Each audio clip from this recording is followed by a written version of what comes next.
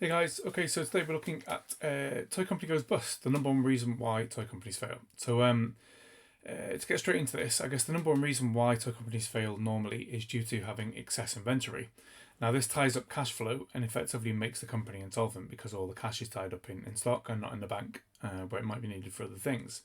Now, no company deliberately holds too much inventory, but as the saying goes, man plans and God laughs, right? Retailers and distributors who had ordered stock from you sometimes change their mind. Sometimes they go out of business. Sometimes they just cancel it because forecasts are low.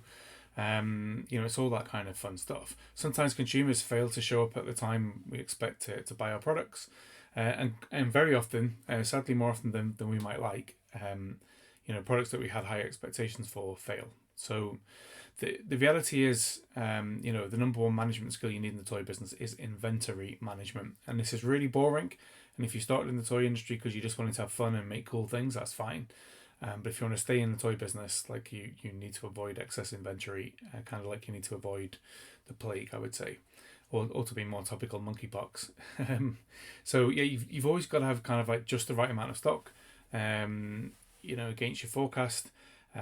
Basically, it's better to have a little bit too little than a lot too much.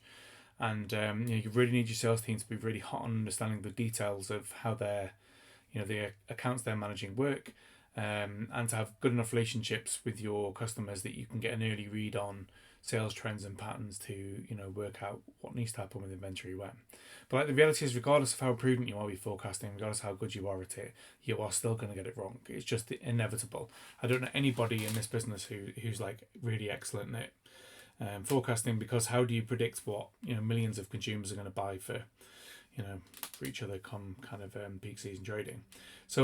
Like the main thing is you need to be really brutal when you have a problem on regenerating the cash, by basically clearing that stock. You need to close it out. You're going to take a bit of a hit on it. It might break your heart if it's a product you've poured your heart and soul into, but like you need to get rid of the inventory. And sometimes, especially like say if you have two tough selling cycles back to back, which can happen, you'll kind of think this is bad.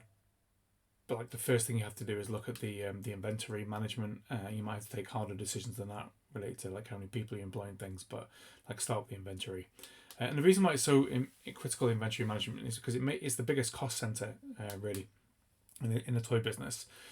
That varies a little bit based on business models and what particular toy category you're in. But inventory costs will typically be between 25 and 30% of revenues. You need to be really careful about A, how much stock you order, and B, you need to be ultra brutal on how like getting rid of it when it's not shifting.